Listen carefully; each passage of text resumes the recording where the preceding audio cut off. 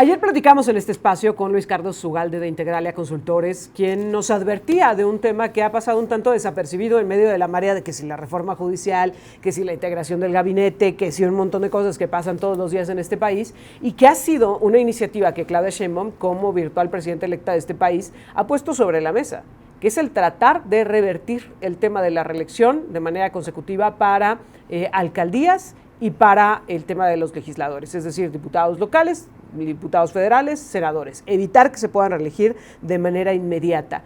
¿Qué representaría esto en cuanto a la dinámica, pues, democrática, electoral en este país? De eso platicamos esta mañana con el licenciado Jorge Chazal. Bienvenido, licenciado, muy buenos días. ¿Qué tal? Buenos días, Erika. A ver, licenciado, hablemos primero del antecedente. ¿Por qué se dio o cuál fue el argumento para que se diera esta reelección, sobre todo en diputados locales y en presidentes municipales, de forma consecutiva, que se permitiera? ¿Y qué es lo que representaría que esto se revirtiera?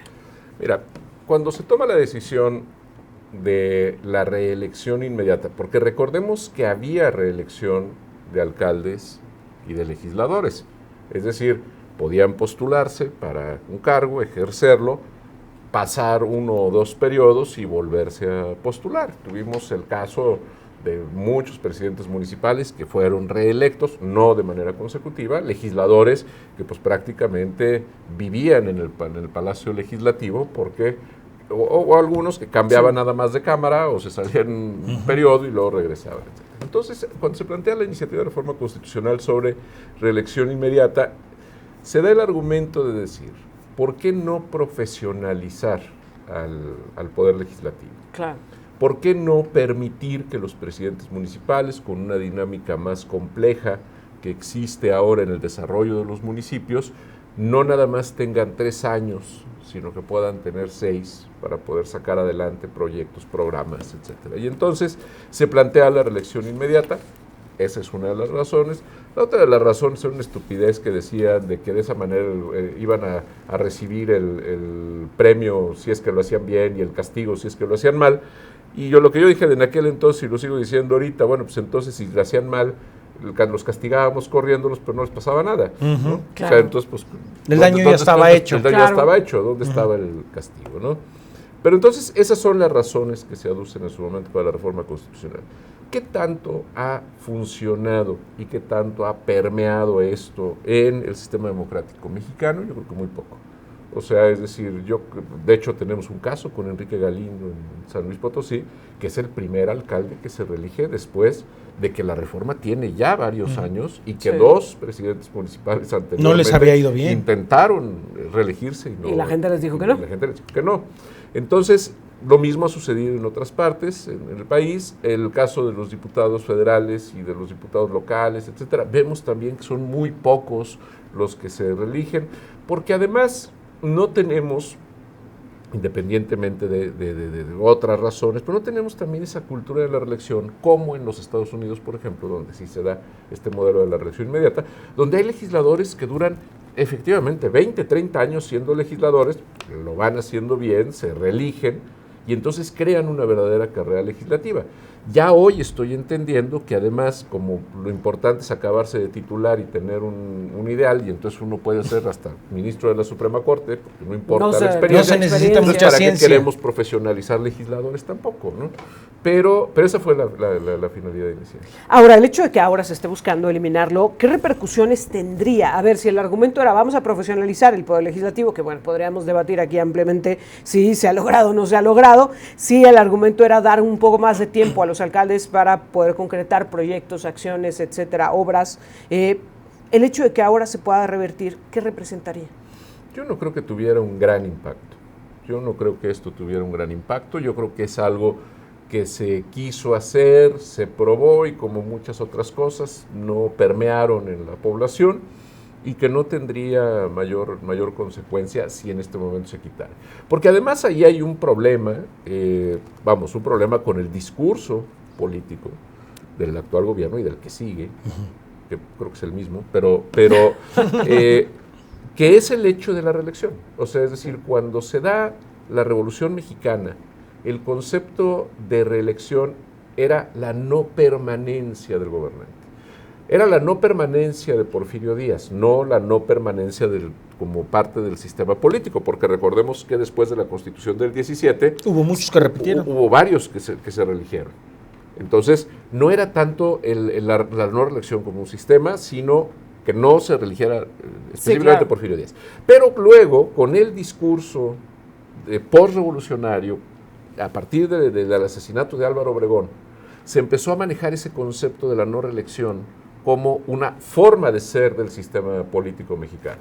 De manera que si durante más de 70, 80 años lo estuviste diciendo a la gente que el tema de la no reelección tenía que ser, y de pronto llegas y le dices, fíjate que sí, la reelección mejor con estos sí. matices, mejor sí, no alcanza a permear, no alcanza a ser realmente un fenómeno político que afecte al pueblo Pero mexicano. permítame que me detenga en esta parte, porque tú lo decías muy bien. A ver, el tema era la no permanencia de un gobierno. Sin embargo, hoy lo que estamos viendo es la trascendencia de un gobierno más allá del nombre de la persona que esté ocupando la presidencia de la República. Es lo que nos dijo Andrés Manuel López Obrador toda la campaña, ¿no? Que quería que su proyecto trascendiera a través de la figura de Claudia Sheinbaum. Entonces, sea o no reelección, vamos a tener una continuidad en un gobierno. Claro. Es lo que entendemos. ¿Y qué pasó con Plutarco Elías Calles? Porque Plutarco Elías Calles es presidente, el periodo presidencial era de 4 años, él es presidente y luego él designa a su sucesor, que es Emilio Portes Gil, luego a su segundo sucesor, que es Abelardo L. Rodríguez, a su tercer sucesor,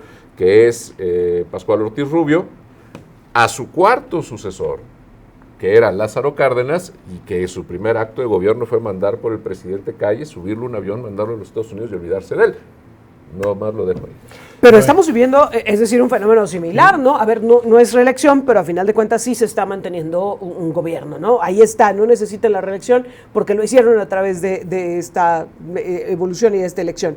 Sin embargo, dime una cosa, ¿qué lees en la intención de ir por un tema como este, que tampoco pues parecería tan prioritario para esta administración? Ayer nos decía Luis Carlos Ugalde, pues parece que tienen una fila muy larga en Morena y entonces necesitan ir desocupando lugares para poder ocuparlos. Pero también hablaba, por ejemplo, de cómo es justamente en las presidencias municipales donde la oposición ha logrado generar bastiones, donde han logrado mantenerse el PRI, el PAN, nada más del PRD ni hablamos, ¿no? Pero pues el PRI y el PAN han logrado ahí medio mantenerse, y que sería esta una estrategia para poder pues retirar a esas figuras dentro de la escena política. Mira, yo estoy totalmente de acuerdo con Luis Carlos, porque además creo que es cierto. A ver, yo quisiera que recordáramos qué es lo que sucede cuando llega Vicente Fox a la presidencia de la República. Durante 1929 y todos los años que vinieron hasta el año 2000, el PRI gobernó en México. Sí. Que ahí hago un apunte de lo que decías, Erika, porque ahí no cambiaban sí cambiaban de proyecto, no cambiaban de partido. Alguien dirá, es que era el mismo proyecto. No, porque cada presidente llegaba con su proyecto, y pregúntenle a Carlos Salinas cómo le fue con Ernesto Zedillo, aunque eran del mismo partido, todo pero el le proyecto. cambió absolutamente todo el proyecto. Bueno, pero en el caso de lo que dice Luis Carlos Ugalde, recordando el sexenio de Vicente Fox, ¿qué es lo que pasa cuando Vicente Fox llega a la presidencia de la República? Los gobernadores priistas, atrincherados en sus estados, empezaron a crear cacicazgos, empezaron a ser caudillos en su territorio y a fortalecerse, y es por eso que le arrebatan la Conferencia Nacional de Gobernadores. Es decir, es por eso que logran hacer esos órganos de representación con la presidencia de la República para hacerle un frente. ¿Qué es lo que pasa ahora? Bueno, pues ya los gobernadores, por supuesto, que están con el gobierno federal, pero con las presidencias municipales está pasando lo mismo. Se están atrincherando en territorios municipales y con la posibilidad de la reelección construyen liderazgos regionales que enfrentan a los gobernadores partidarios de Morena y enfrentan a Morena. Efectivamente, yo estoy totalmente de acuerdo. Esto tiende a diluir esos liderazgos regionales que se porque la oposición ahí logró hacer su poquito éxito que tuvo fue en retener las capitales de los grandes estados. Ya ni les digo Zacatecas, que ayer le tumbaron la victoria al opositor en Zacatecas. Hasta dijo, hay un monrealato que me quiere arrebatar la victoria. Ahí está ya muy clara esa parte. Sí, y te digo, y yo creo que lo que quieren es diluir esa posibilidad de control regional, porque, a ver, recordemos que en el caso de los municipios tienen ingresos propios, tienen un alto grado de libertad para hacer muchas cosas y representan un factor de equilibrio frente a las fuerzas. Es decir, que es parte de esta estrategia del plan C de ir de todas por todos los espacios. Sí, yo creo que definitivamente... lo hemos dicho aquí en este espacio, la visión de Morena es recuperar el PRI de los 60s. Es decir, no hay nada más conservador. O sea, fueron que ellos Morena, los que llevaron mejor los estatutos. Porque están haciendo mucho mejor que el PRI, ¿no? Por Dios, claro. Sí. Y el PRI se está, Sí. desmoronando de a montones, pero en fin. Tengo que hacer una pausa, licenciado, pero al regresar quiero que platiquemos, mientras se discuten los temas políticos de acaparamiento de los espacios, de ir del todo por el todo, pues cuál es la realidad en este país en donde jovencitos de 16 años son asesinados, y todavía hay mucho menores, pero el caso más reciente ha sido en medio de un asalto carretero, en donde pues personas que se atreven a denunciar que están siendo extorsionadas son asesinadas en plena luz del día, en vialidades concurridas, y pues ¿qué se está haciendo al respecto por parte del gobierno? Enseguida regresamos, estamos conversando con el licenciado Jorge Chezal. Ya estamos de regreso, hablemos de la realidad de este país. Este país en donde hace unos días, quien era presidenta de la Cámara de Productores de Pesca en Baja California, levanta la voz y denuncia que están siendo extorsionados, que esta es una situación que no pasaba en ese lugar, pero que se está presentando, que está sucediendo, que lo han denunciado a las autoridades y que no han tenido respuesta. Horas después es asesinada a bordo de su vehículo en una vialidad tremendamente transitada, en plena luz del día, su cuerpo es encontrado sin vida, ejecutada. Hablemos de este país en donde en las carreteras constantemente se está documentando pues que hay estos retenes falsos, en donde se está extorsionando a la gente, en donde se le está despojando de sus vehículos y en donde en el peor de los casos la gente termina ultimada. Uno de los casos más recientes es de un joven que incluso está grabando, está documentando lo que está sucediendo y termina siendo ultimado frente a la mirada de su padre y obviamente pues de todos los que estábamos ahí viendo este video, ¿no? Una situación tremenda la que se está viviendo en este país, en donde pues hay además una actuación descarada por parte de los criminales, por parte de los delincuentes. ¿Qué está pasando, licenciado? Porque, a ver, comisión de delitos entendemos pues durante mucho tiempo, es cierto, se ha venido presentando grupos criminales que han venido creciendo, que se han venido alimentando, pero este nivel que estamos viendo hoy día ¿tiene que reconocerse o no? Y te lo pregunto de entrada porque el gobierno federal daba a conocer justo también en este inicio de semana las cifras en materia de seguridad y reconocían que sí haya un aumento, por ejemplo, en homicidios dolosos, pero decían, no pasa nada, es cosa que se está viviendo como realidad, pero no hay un foco grave de atención en materia de inseguridad. No estamos viendo más que el resultado de la estrategia de abrazos no balazos. No estamos viendo más que el resultado de la estrategia del gobierno federal de decir hay que atacar las causas y no combatir a la delincuencia. Si lo tuviéramos que definir en días pasados, me parece que se acuñó la mejor manera de definir el entorno de la seguridad en México por un extraordinario botón de muestra de lo que estamos hablando, que es el BART, en la entrevista que le da a Saskia Niño de Rivera, en donde dice México mágico. México mágico. O sea, él habla con toda tranquilidad de cómo él ha matado a más de 15 gentes, le pagan, está frustrado porque no pudo matar a Ciro Gómez Leiva y está frustrado, pues, cómo va el proceso, porque él contaba que si lo habían agarrado, pues a lo mejor nomás con tentativa de homicidio, nomás salía en 10 años. Es decir, estamos viendo el ejercicio de costo-beneficio que hacen los delincuentes, puesto ante las cámaras y dicho por uno de ellos. ¿Qué representa parar un vehículo en la carretera? ¿Qué representa tratar de robarlos? ¿Y qué representa, si hay algo que no me gusta, dispararles? Se hace un ejercicio de costo-beneficio y le sale muy barato matar a alguien. ¿Por qué? Porque las probabilidades de que lo impidan, de que lo agarren, de que lo enjuicien, de que lo sentencien y compurgue la sentencia, son prácticamente nulas. Y si vemos que adicionalmente el patrullaje en carreteras, pues no es más que para los que no traen buena suerte y los agarran a exceso de velocidad o cosa por el estilo, la Guardia Nacional no hace absolutamente nada, el Ejército Mexicano, nada. Algo más, licenciado, del caso del video, que yo sinceramente no me animo a verlo completo, ¿no? Yo lo quito cuando dice, no, por favor, el padre, cuando van a dispararle al hijo porque descubren los maleantes que los están grabando. Hace 2 días agarraron a uno de ellos, de los que hacen este hecho. Pero el hijo ya no está. Ya no va a regresar, aún así que hayan detenido a los dos tipos. Ahora que estamos viendo que no se necesita mucha ciencia para la justicia, para ejercer justicia, dice Andrés Manuel, ese joven ya no va a regresar, licenciado. Así es. Y es ahí donde me imagino el gran peso que hay encima de decir, vi morir a mi hijo, pedí un por favor a estos hombres que dicen que son humanos y que hay que respetar sus derechos, y ese joven ya no va a regresar. Pero más allá de eso, Jonathan, una situación en la que nunca debieron haber estado. Que no debió pasar. Que se pudo haber evitado, que se pudo haber previsto, que se pudo haber contrarrestado, porque además no estamos hablando de un hecho sorpresivo. Estos retenes falsos se vienen denunciando desde hace años. Claro, y que no digan que no se enteran. Digo, sí, claro. Por supuesto que saben dónde están, por supuesto que los toleran. Y casos como este, y efectivamente como lo dice Jonathan, es un joven que no va a regresar, como no van a regresar 180,000 personas que a lo largo de este sexenio han muerto. Y no se vale la descalificación de decir, es que eran miembros de la delincuencia organizada. ¿Quién sabe en qué andarían?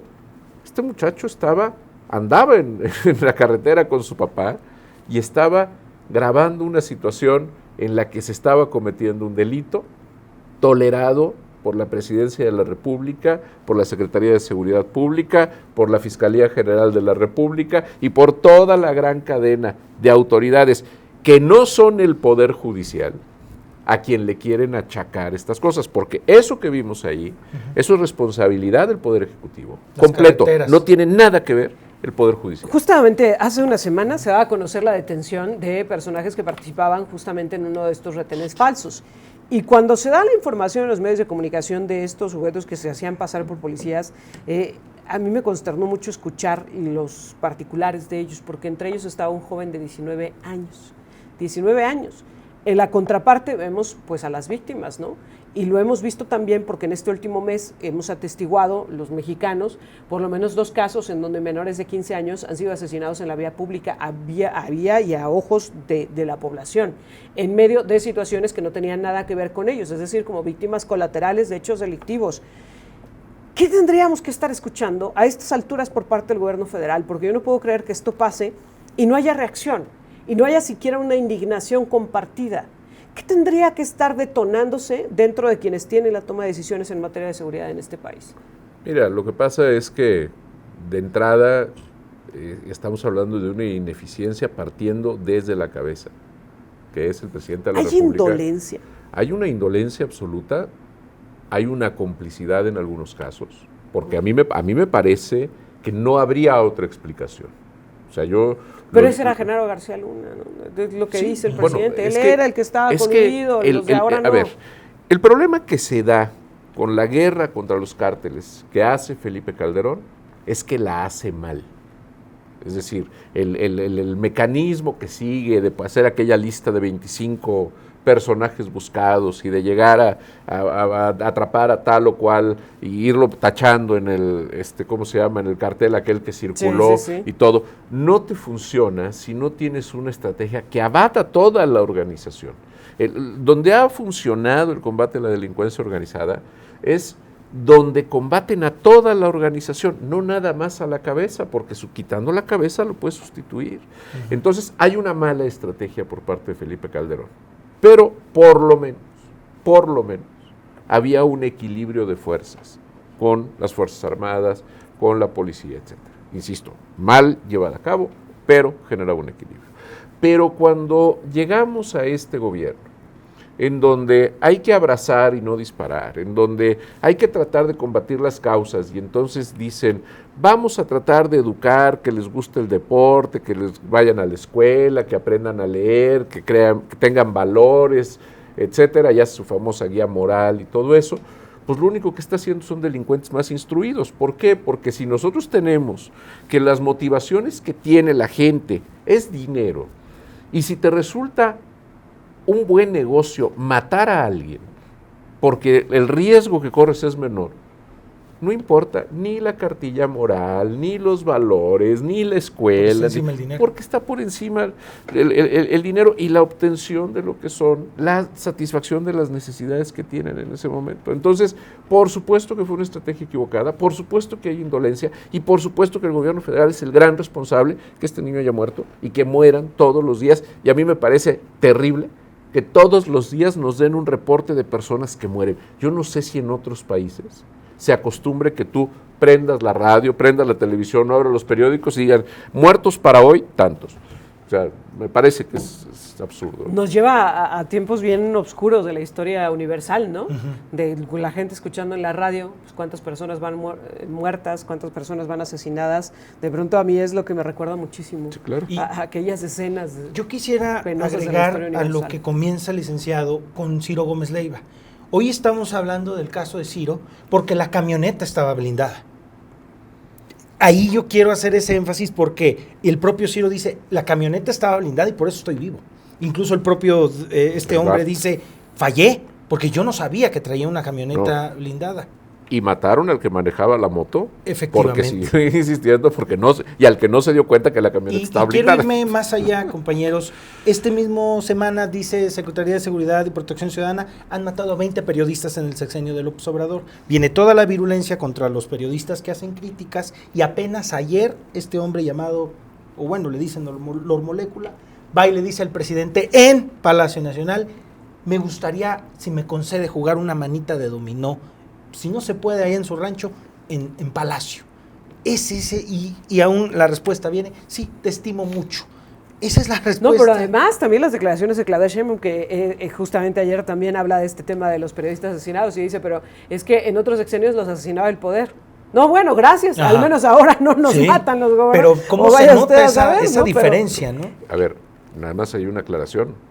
Antes los asesinaba el poder público y ahora los asesina el poder, a secas.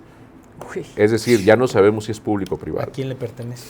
Licenciado Jorge Chizal, gracias por estar con nosotros como cada semana y ya estaremos platicando la próxima. Claro, Gracias, licenciado. El licenciado Jorge Chizal con nosotros. Vamos a